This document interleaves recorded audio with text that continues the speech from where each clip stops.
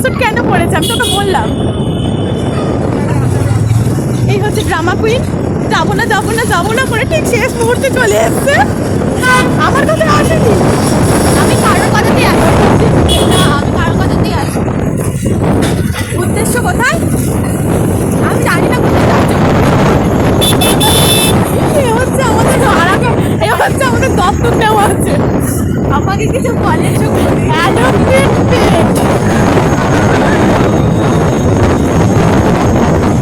Hello everyone, তোমার সবাই কেমন আছো? আশা করি ভালো আছো, আমিও খুব ভালো আছি। আজকে চলে এসেছি তোমাদের সাথে একটা মিনি ব্লগ নিয়ে।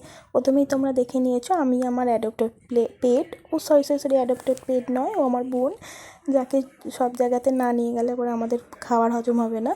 তো তাকে নিয়ে চলে গেছিলাম, আমরা সবাই মিলে একসাথে বেরিয়েছিলাম। আজকে একটুখানি স্টেডিয়ামে গেছিলাম, তো তার সাথে নেহা আর ভাই তো ছিলই, তোমরা দেখতে পেলে।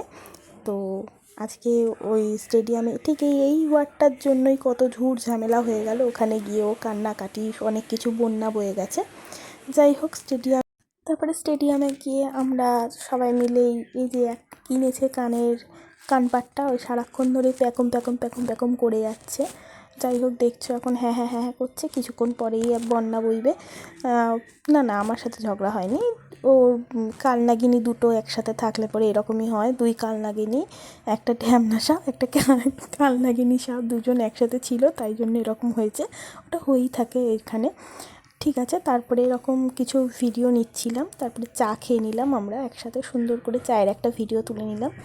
চাটা খেয়ে আমরা অনেকগুলো ফটো ক্লিপ টুকটাক করে নিচ্ছিলাম। এই আমার ভাই আর আমার বর একটু আলোচনা করে নিচ্ছিল যে এখন ওরা এইসব ছবি টবি তুলবে, আমরা কি করব, দাঁড়িয়ে থেকে এদের দেখব।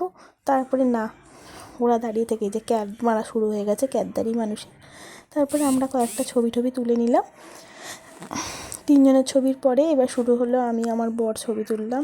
তারপরে এবার এই যে স্টাইলিশ ম্যান, যে সারাক্ষণ একদম অ্যাক্টরদের মতো ছবি তোলে, তারপরে এই যে প্যাকম প্যাকম মানুষটি ছবি তুললো। তারপরে ভাই একা দাঁড়িয়ে সেই অবাক পথিকের মতো তাকিয়ে ছবি তুলে নিল। না না, ওদের একসাথে ছবি আমি দিতে পারবো না, তাই দিলাম না। তারপরে এই যে চলে গেলাম হচ্ছে সুরুচি ক্যাফেটা খুব সুন্দর, অ্যাম্বিয়েন্সটা ভিতরের দিকটা আমরা যতটা পেরেছি সেই অ্যাম্বিয়েন্সের ভিডিও আমি নিয়েছি, তো তোমরাও দেখো। আমি ক্যাফেতে ঢুকছি, সেটার একটা ক্লিপ নেওয়া হয়েছে। আর তারপরে আমরা এই ক্যাফেতে গিয়ে, ভিতরটা এত সুন্দর, কি সুন্দর রবীন্দ্রসঙ্গীত গান চলছিল, দারুণ লাগছিল জায়গাটা। আমি ফার্স্ট টাইম গেছি, আমি কখনো যাইনি, এটা কদমতলাতে রয়েছে, তোমরাও চাইলে আসতে পারো, খুব ভালো জায়গাটা। আর ওখানে সুন্দর একটা মানে সবাই মিলে ওখানে বসে বেশ অনেকক্ষণ ধরে আড্ডা মেরে গল্প করে খাবার দাবার খাওয়া, সমস্ত কিছুই তোমরা আসলে বুঝতে পারবে, খুব ভালো জায়গাটা। তারপরে তোমরা দেখো কি সুন্দর হাতে আঁকা মতন আর কি, খুব সুন্দর একটা পিছনে সিনারি টাইপসের ছিল, কলকাতা শহরের কিছু দৃশ্য। তো খুব সুন্দর একটা মানে ওইখানের অ্যাম্বিয়েন্সটা, যেখানে তুমি ছবি টবি তুলতে পারবে। আর খাবার দাবারগুলো ঠিক আছে, ঠিকঠাক রিজনেবল প্রাইস, একটু তো প্রাইস ওরা নেবেই। চলো, তারপর আমরা নিয়ে নিলাম একটা বার্গার, পরলোকিয়া খাবার যেটা হচ্ছে ফ্রেঞ্চ ফ্রাই, আর আমাদের গরিবের আলু ভাজা। তারপরে পিৎজা নিয়েছিলাম, তারপরে একটা ক্রিসপি চিকেন উইংস ছিল। আর ওখান থেকে বেরিয়ে চলে গেলাম আবার স্টেডিয়ামের ওখানে গিয়ে আমরা খেয়ে নিলাম কাবাব। আর এই কাবাবটা খেতে ছিল খুব সুন্দর। চলো tata, tata bye, good night. কেমন লাগলো অবশ্যই জানিও, টাটা।